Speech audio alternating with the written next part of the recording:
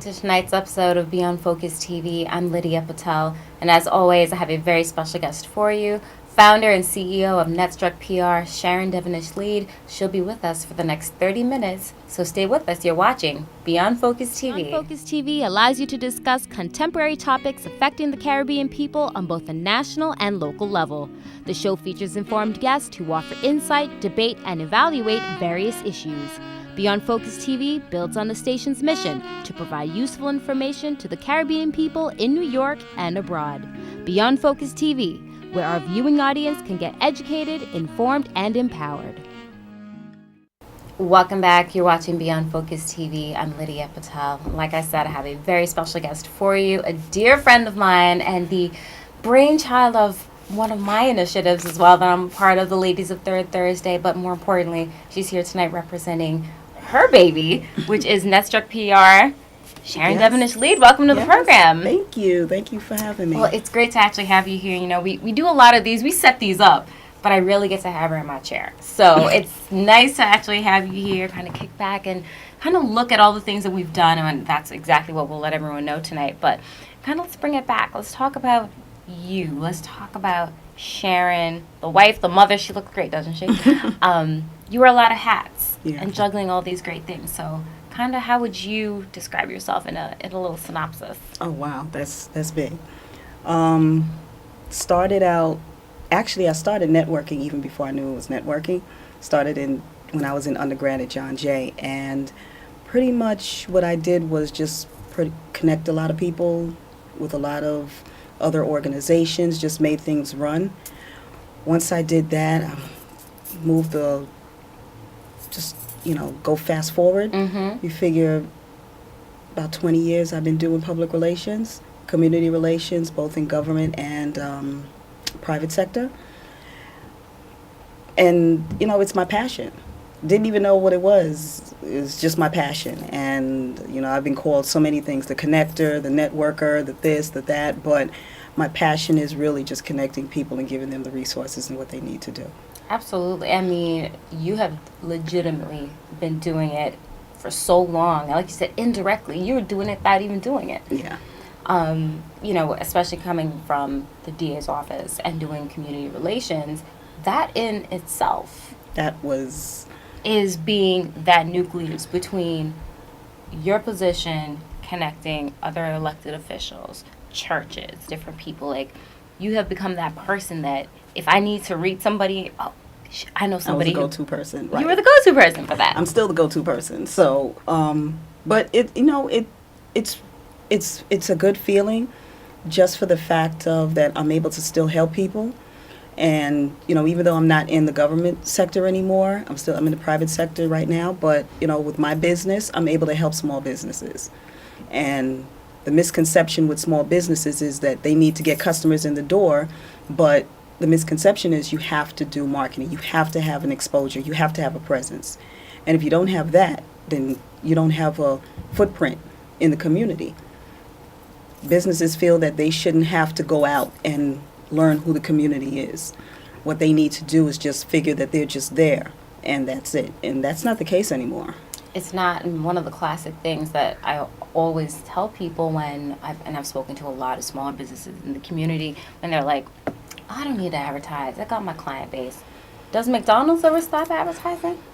Exactly. They're over 60 years old, nationwide, actually international. They're in every country.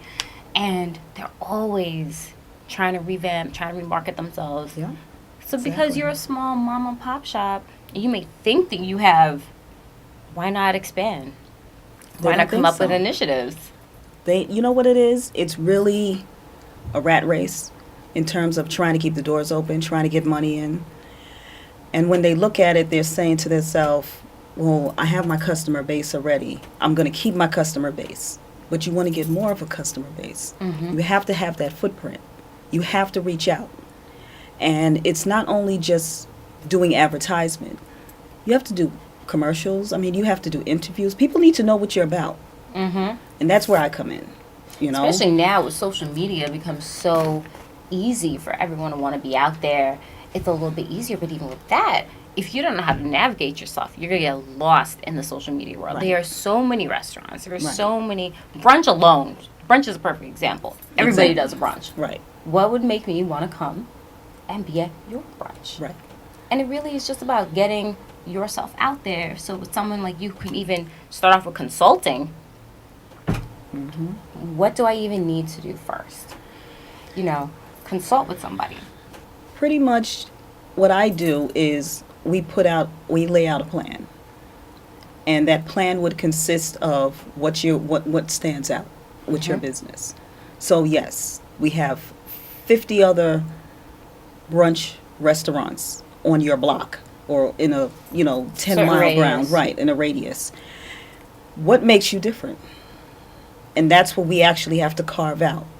So now I'm not only doing advertisement for you, I'm now creating a platform in terms of interviewing. So I'll get local newspapers, probably the local news. If we have to write an article ourselves about a signature dish that you have, let's do something like that. There's a variety of things that what I can do in order to make you stand out.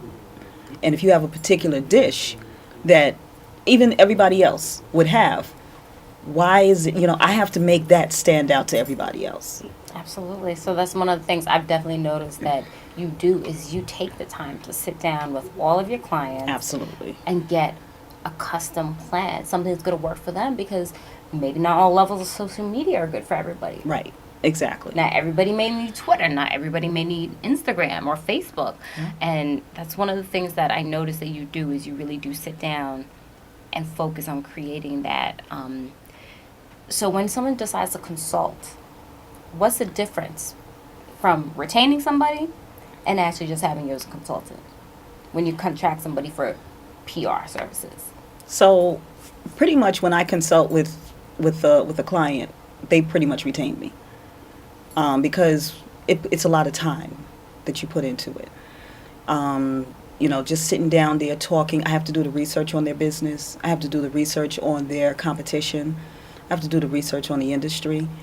And, when I come back to them, so far, 100%, once I come back with a client, with a proposal, they're taking the contract.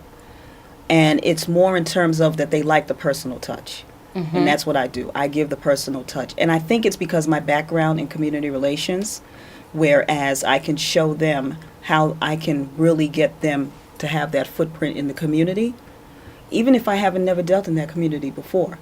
I could be in a different state. I already know the mechanisms of what a business needs to do in order to get out into the community. So, it's more in just terms of having the knowledge of the template and just applying whatever industry it is. That's important. And I know it's still difficult because a lot of people don't get it. No. They still don't get it. They have a misconception. They think PR, it's results driven, yes, but sometimes they understand there's branding campaigns, acquisitions. Right. What is the goal? What are you trying to achieve by it? And the more they could tell you at the beginning of the campaign, the better it is. For you to tailor it. And it takes time. It doesn't happen overnight. It doesn't happen in a week. It doesn't even happen in a month. And that's why I tell my clients, listen, if you are looking to do this for a month, I can't take you. This is a 3-month plan just to get the awareness, the exposure, and then another 3 months for it to just keep running, and then another 3 months. And you can't stop. Can you calm it down a little when you start getting the foot traffic? Of course. But I never tell people to stop. Of course. Never tell. Yeah, you can't. And you always have to budget yourself for it. Absolutely. Hold that thought. We'll take a quick break. We'll be right back. You're watching Beyond Focus TV. Stay with us.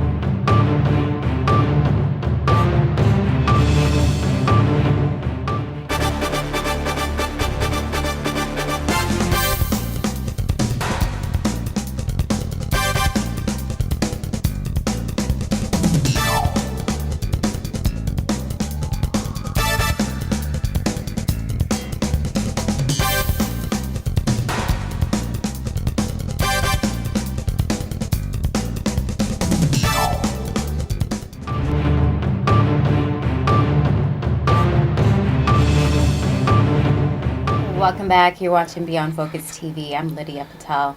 So Sharon, like we were saying right before we took the break, a lot of people have misconceptions. They don't know fully what PR is. Right. They start a business, they get their business plan, they got the first set of money in, they're like, okay, great, we could get some PR. And then they're kind of disappointed because I think they had a different expectation Right. of what they should be getting out of PR. And then, like you said, a month, it's never gonna work. It Right. takes a month just to get it off the ground. Just to get over the ground, right. And, so the difference between PR, so when I go and talk to people and I tell them I'm a PR consultant, they're like, oh, I need you. And my next question is, do you know what a PR consultant is? And they're like, yeah, you do marketing. That's just a portion of what I do. Exactly. A PR consultant does marketing. We do damage control. We do exposure. We get you out into the media. But our main thing is exposure. We get your business, your event, we give you that exposure that you usually don't get with a regular marketing team. Now, everybody has, like a marketing team has their own, I want to say their own position. Mm-hmm. So they just market, pay for promotions and whatever. Correct. Me, I do everything. I do a little of everything. And that's where the confusion gets, because when they see me, they're like, oh, you can do this. They expect PR consultants to literally bring clients in. And my whole thing is like, yeah, we bring clients in, but it's through exposure. Correct. I don't sell tickets, and I'm not going to start selling tickets for Okay. events. But what I would do is I will bring, if I need to bring a media crew, if I need to get an interview for you, if I need, anything that would bring that exposure to your business or event, that's what I would do. And like I said, I do damage control. So if I find out that you had some bad press, then we need to talk about it and we need to address it. Exactly. Because we're not going to move anywhere once that bad press is not addressed. And so you don't get that with a marketing company. No, you don't. And then a lot of times with that individual touch that you do, that is your client, that is your project that you were working on, and you see it through. Right. Until the end. And sometimes it's phase one of a campaign, could be something else, and then you maneuvering on to another event. And I know you've had some amazing clients over the years. That's why I'm taking back a step back and just think about it. But there have also been some other people where you're just like, you know what? I would rather not work with you. Yes. And that's the beauty part about having your own business, that you can pick and choose. You can really sit there and evaluate and say, you're not ready.